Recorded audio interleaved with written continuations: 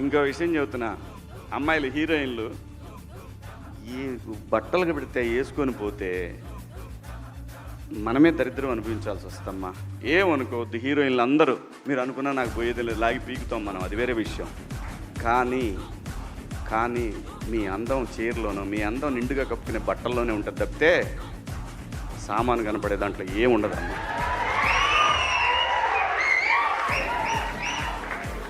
అవి వేసుకున్నంత మాత్రాన చాలామంది చూసినప్పుడు నవ్వుతూ అంటారు, కానీ దేత్రమ్ముండ ఎలాంటి బట్టలు ఎందుకు వేసుకుని కాస్త మంచి వేసుకోవచ్చుగా, బాగుంటావు కదా అనాలనిపిస్తుంది లోపల.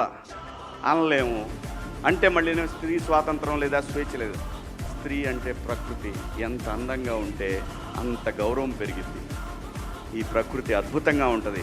అలాగే స్త్రీ మా అమ్మ చక్కగా ఎప్పటికీ గుండెల్లో కనపడతా ఉంటుంది, ఒక సావిత్రమ్మ కానీ, ఒక సౌందర్య కానీ.